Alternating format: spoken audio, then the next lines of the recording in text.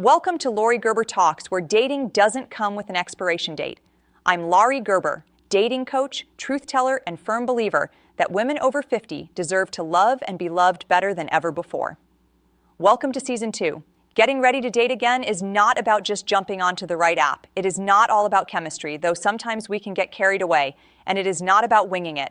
I am all about preparing you. I do not want fate to decide your fate, okay? So I want you emotionally ready. I want you physically ready. I want you confident, and I want to make sure your relationship goals and what you're looking for really fit who you are now, because you are not who you used to be. Today, I'm going to walk through the 10 things that I want every mature woman to do before she dives back into the dating scene. If you've already re-entered the dating scene, you're not too late. This list applies.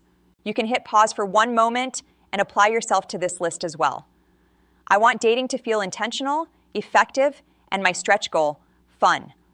Okay? So, stick with me till the end of the episode because some of the things on this top 10 list may surprise you, especially the ones that most women really try to skip and hope it won't make a difference.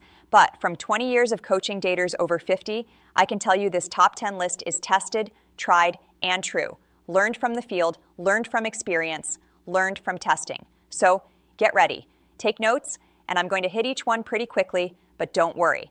I will tell you more about each one if you need to know. All you need to do is leave me a comment and ask me a question about anything you want me to further explain, and I will do so in the comments and possibly even in another podcast episode. So please communicate with me. But rest assured, this top 10 list is based on what my clients over the last 20 years have needed to deal with to be ready to date like they mean it, to be ready to date to find their person. I'm going to go ahead and start with number one. Number one is be able to tell the story of your relationship history as one of growth and learning. So you cannot build a new relationship on quicksand. You cannot open up the space of possibility for something new and fabulous if you are still harping on, ruminating about, or judging your past. Each and every relationship in your history had a meaning, and the meaning was not a curse, okay? That's what I believe, and I'd like you to believe it too. So when you have done the work to process those past relationships, and if you don't know what I'm talking about, go ahead and pop back into Season 1, Episode 3, because I walked through how to learn from and detox from your past relationships. That's Episode 3 of last season. When you've done that process, you will be able to say, here's what I learned about communication. Here's what I learned about what I actually need. Here's what I learned about what makes a healthy relationship for me. And so that when you go into that next date or that next new love, the baggage of your past will not feel like it is blocking the space or the future of the current person that you're sitting with. It will feel like something that has actually brought you to this point of possibility, brought you to the learning, the growth, the understanding that you now have. And so therefore, in fact, your past relationships can even serve your next relationship or actually help enable you to have a better relationship this time, to find the next love of your life is how I put it. Number two, make sure your old patterns and your old people are literally out of your space, physically and energetically. So this is part of the detoxing of anybody who still might be taking the place of the next true love of your life. So clear your decks. That means getting rid of pictures, keepsakes, blocking the number, or at least deleting the number, and communicating to anybody who may still be lurking, like even that friend you kept around who still texts you on your birthday, maybe just communicating to that person that you are closed for business. You are closed energetically for continuing a relationship with that person to leave the space wide open. One of the things I say to my clients is, if you're snacking, you're not going to be hungry for dinner, right? So if you are still getting emotional, physical, or energetic juice from a relationship that is not the one, you will not be as hungry to chase getting that from the one. And when the one shows up, they may not feel so great about a substitute being in the spot. In fact, a substitute being in that spot might energetically even keep them away to begin with. If you want additional thoughts on detoxing, I know I mentioned Episode 3, but Episode 2 of last season also specifically talks about the 6 steps of detoxing from a past relationship. So check out Episode 2 from Season 1 if you want more on that. Now, if you are widowed, your situation is a little bit different. This is not about erasing a person from your midst or pretending like you did not have a great love. If you were deeply in love with your partner and they died, I would suggest instead to connect with that deceased partner. I hope you talk to them still, or write to them, or feel them, or have some sort of relationship and connection with your dearly departed, and I want you to talk with them. I want you to ask them what they want for you, for your future, for love, and see if you can't just get some blessing or permission or sign that it is okay to open your heart again. I truly believe that this is possible. I've seen many clients do this exercise, this spiritual exercise, and feel incredibly heartwarmed and supported by doing that. And so then what happens is when you date the next person, your dearly departed, your deceased loved one is more rooting for you over in the corner, has become sort of a guardian angel to you, finding the next love of your life, and it doesn't diminish at all the love that you already had. Now, this next one, number 3, is one of the ones that I see women underestimate quite a bit in terms of its effect on dating, even when they think they have moved past it or it should not matter philosophically. This one gets in the way, and that is your relationship to your body, okay? And I know I did a whole episode on this, episode 9 in season 1, but it is important for me to talk about this right now. Again, as you're probably listening to this in the new year or watching this in the new year and thinking about what you want for yourself and your life, you loving your body is so incredibly important to imagining being able to share physical intimacy with another person. So this is not about looking younger. This is not about looking a certain way. This is not about how much you weigh. This is about you loving being in your own skin and enjoying your body and getting sensual pleasure from your body so that you could start to imagine sharing it with someone else. And I really encourage you to have a balanced perspective, put down the shame about this, and I talk all about that balance. So I'm not going to repeat those tips here, but suffice to say, if you have not found a way to move your body regularly that you enjoy, that you love, please put that at the top of the priority list. And whatever self-care means to you, if it's eating or drinking in a particular way, abstaining from certain things, taking care of your skin, your hair, whatever that is, please double down on your efforts to give yourself the kind of love that you deserve, because that communicates out to everyone, everywhere. It is silly how much of a difference it makes. Now, everything I've mentioned so far sort of sets the stage, and now I want to talk a little bit more about the mind and getting organized. So I'm going into tip number 4 for getting ready to date like you mean it, and that is watch my webinar. Watch my free, it's about 75-minute webinar on my website, and create your 3H chart. I know if you've been listening to the podcast, you know what a 3H chart is. If you are new to the podcast, a 3H chart is where you sit down and really consult yourself, but you consult 3 different voters. You don't just consult your heart, you don't just consult your head, and you don't just consult your wow. You consult all 3. You ask your head, what's practical? What does your head and your mind need to keep you happy and loved? You consult your heart. What does it take for you to feel safe, for you to feel happy, seen, trusting, safe? And then you consult your wow, your heat, your whatever you want to call it down there, AKA, what does chemistry and attraction mean to you? What is your hoo-ha asking for? So, the practice of creating a 3H chart, and it literally is a chart with 3 columns with a list that names what you would like to have and also names your must-haves. There's a really clear sort of map to creating a 3H list where you can decide what the most important things are and also what the deal breakers are. So, you stop wasting time on people who are not right for you, which is the number people make in dating. If you want to be walked through the process of creating your 3H chart with pictures and slides, go on over to lauriegerber.com/webinar. It'll pop right up. You will watch it right away.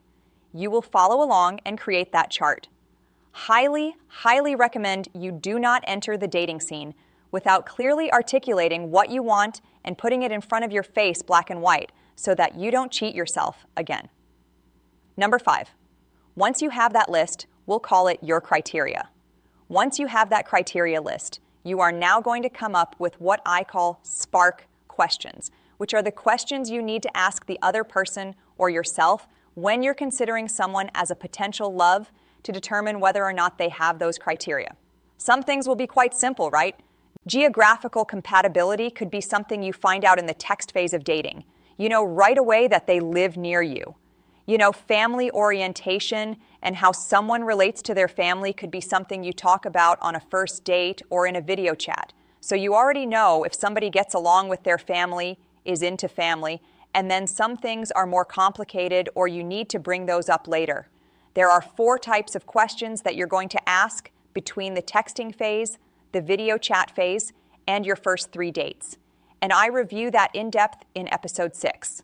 So again, I'm not going to go into all the details, but suffice to say, if you are preparing to date and you're ready to really go for it, make sure you're crystal clear on what you must have in a relationship, what's really important to you for your head, your heart, and your hoo-ha, and then make sure you have a list of questions where you can go home after a date and go, did I ask that? Did I get an answer? What was the answer? Do I think this answer is sufficient to know, is this person family-oriented? Or is this person going to make me pay for their life? Or is this person somebody who appreciates honest communication? Make sure there are questions that you ask them that elicit that, and make sure there are questions that you ask yourself. Questions like, do I want to kiss this person? Do I feel safe with this person? Do we match each other intellectually? So, there'll be 4 different sets of questions that you'll pick and choose from as you plan what to talk about in early dating in the text phase and also in the first 3 dates. Don't skip this one because if you skip it, the rest don't work. You can't stick to your 3 H's in dating if you don't have it sort of planned out and mapped out. And don't worry, you don't need to bring a whole, file folder of notes and spreadsheets with you to a date. You don't even really have to, write them on your hand. You will get good at and sort of it will start to integrate into your consciousness the kinds of things that you want to ask, the kinds of questions that go well, and the important areas for you.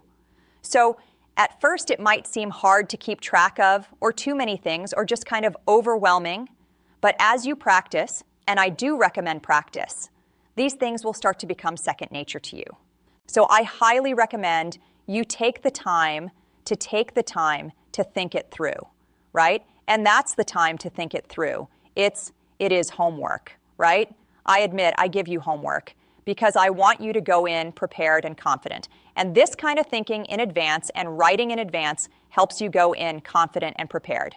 Number 6, work on your mindset. Okay, I think that's probably obvious from everything I've been saying all along and everything I will say into the future. But the bottom line is that no matter how well you do at writing a profile, at getting on dating sites, even at flirting or getting out into the world and meeting people, if you believe that all the good ones are taken, or if you believe that love is only for the young, you will subconsciously prove yourself right. That is unconscious bias. It is scientifically proven that we humans tend to agree with ourselves. We tend to collect evidence in a biased way, even if that bias is negative, and even if that bias gets in the way of or becomes an obstacle to the things that we most want. So, when you catch a limiting belief, I want you to name it.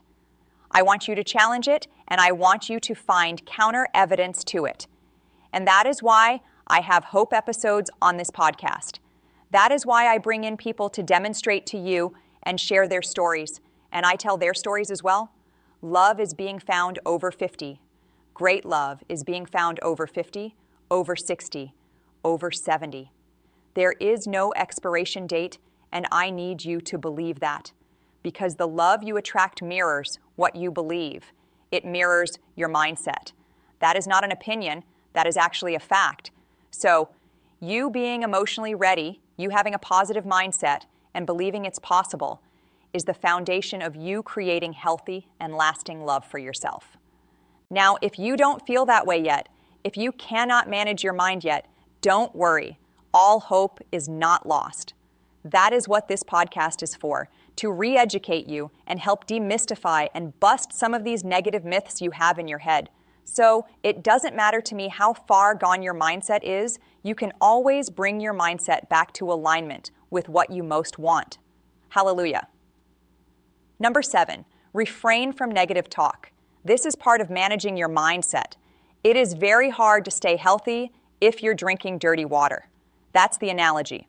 So if you are taking in negative inputs about love, about dating, about men, of course it's affecting you. Of course it's killing your buzz and ruining your mojo. So no more girl talk sessions about how men are trash or the dating sites are trash. I know people love misery poker. I know people love to compare their troubles, and I'm all for empathy and being in a team. And for sure, we talk about our experiences, positive and negative, and we have camaraderie, but it's an agreed upon camaraderie that is hopeful, that says we believe it's possible.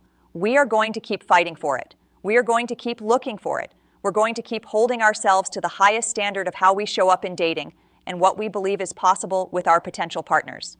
So speak faith, speak hope, believe, be humorous, right? And that doesn't mean you can't complain. That doesn't mean you can't mention the negative things that happen to you or process them or your fears, right?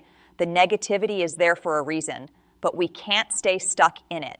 And we don't want to keep recycling it to each other by using our girlfriend groups or any groups or even our families for pity partying or trash talking about genders, love, dating, etc. Positive language, internal and external, signals availability, signals openness, signals a readiness for love. So you want to manage the internal dialogue as well as the external dialogue about dating and love and being open to new experiences and all the right connections. Number 8, research and pick the right dating site for you. We want quality, not quantity. And this is where women accidentally overwhelm themselves by putting their hand in a million different pots or opening up a bunch of dating sites at once or just avoiding the dating sites altogether. So, I want you to focus, go slow, be strategic, stay open. Not all dating sites are alike, and you only need to be on one or two. Good news. There are so many of them you can always find another if those don't work for you. But for right now, if you're ready to get back on the dating scene, it's one or two. There are a few that I specifically like for women over 50, and I'm just going to tell you which they are. But again, just because I like them and they're working right now for people that I know, does not mean that they are the right dating site for you. Truly, truly does not mean that. You have to find the right dating site for you, just like you have to find the right person for you. I'm not a matchmaker, I'm a coach. So I'm going to coach you how to think. I'm going to give you some suggestions, but you do have to figure it out yourself. So I really like a Match.com for its enormity. It has other issues, but I like it for its enormity. It's a great place to start for most people. I like an eHarmony again for its enormity, but also because it does at least intend to get to know you pretty well and match you, versus just swiping and more of a picture-based thing like a Tinder. I really like Facebook dating. If you haven't tried it right now, I think it's worth trying. It's free, and it's a way to sort of get to know who's in your actual immediate network in a way that I think is pretty cool. And then there are sort of a niche over 50 sites like Our Time, Silver Singles, Senior Match, and those can be really good depending on how many people are in your area. They're smaller, so you got to kind of check out what the numbers are in where you live. But the fact that everybody there is over 50 is kind of a cool thing if you don't mind a smaller pool. And you want that barrier to entry to be low because number one, people are shy, and number two, there's a volume that people are dealing with, so you want to make it easy for them. Specific paints a picture when you describe things. When you describe how you show up in a relationship and what you like to do, paint a picture. Be warm, be funny, proofread, care, be playful. All of these are good tips for profile writing. And again, at the end of the day, ask yourself when you read your profile prompts, does this explain, does this demonstrate what it would be like to be in a relationship with me, the real me? And does it make it easy for someone to ask me a follow-up question about what I wrote? And if you cannot answer those both in the affirmative, keep editing. The beauty is now you can find out a lot about what those prompts are in advance, either with a coach like me or using other tools to find out what those prompts are going to be like so you can prepare. Now, most of these sites are not going to let you cut and paste what you've prepared, but it's still good to prepare and think about what you would want to write in the prompts so that you don't feel pressure when it's time to go live. Get that profile done and go live. Okay, dokie. Let me see if there's anything else I want to say about that. Okay? Couple of don'ts when it comes to profiles. So, Don't write vague one-word answers. I think that's obvious when given how much I've stressed the specifics. That leads us to the final instruction on what to do to be ready to date, like you mean it, if that is your goal for this year.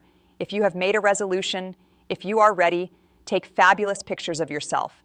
That is, unfortunately or fortunately, the most important thing about the profile. And frankly, even if you're just dating in real life, you want to feel beautiful. You want to feel fabulous. And when I say take beautiful pictures of yourself, I don't mean selfies, actually. I know technically taking your own picture would be a selfie, but I mean have other people take pictures of you. You can certainly have professional pictures done. That works amazingly. But what's more accessible for most of us is to have our friends and family constantly be taking pictures of us, especially at golden hour, especially when we're doing things that we love and smiling. And that's really the trick to getting lots of good pictures. And even if you already have your 6 great pictures that show you doing things you love, that are full body shots and headshots, you still should keep taking pictures of yourself because you always want new versions.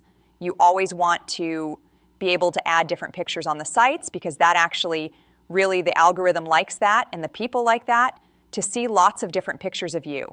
And you will enjoy seeing lots of beautiful pictures of you and having the kind of life that you'd want to take pictures of. So I really recommend creating a culture for yourself, sort of breaking down those barriers that stop you from getting pictures taken and getting to the groove of wanting to record your life doing things you like to do and getting those beautiful pictures, smiling, looking at the camera, open face, open heart, warmth exuding from you. This makes a world of difference in the kind of responses you're going to get on the dating sites. And again, always at least 1 headshot and 1 full body shot. No stiff smiles. No, you can see. You can look at the pictures and see the difference between a good one and not a good one.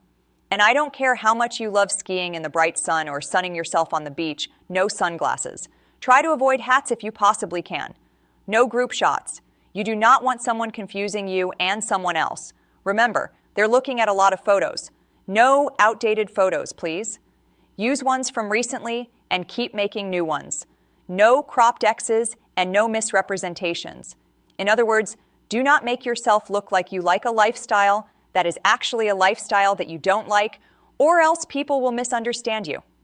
I could go on and on about profile prompts and photos. I spend a ton of time with my clients working on excellent photos and excellent answers to prompts because it's really important in terms of the kind of caliber of person you pull in and the level at which you can then jump off and start talking to them about real things. So, do not ignore the work you need to put in to be ready to launch yourself. It's very exciting in January, and if you're listening to this in January, you may feel like, come on already, I want to get going. But if you have not done the preparation, it will take longer and possibly lead to more disappointments rather than going smoothly and swimmingly as I would like it for you. Okay, if dating has not felt easy or effective or fun for you, I am hoping 1 or more of these 10 bits of advice is going to help you right now. I always give homework, and my homework is take a deep breath, take in the list, go back and listen to the episodes about anything you want to know more, or leave me a comment, and then start the list. Just start doing. If you feel this episode worth, please like the video and subscribe the channel.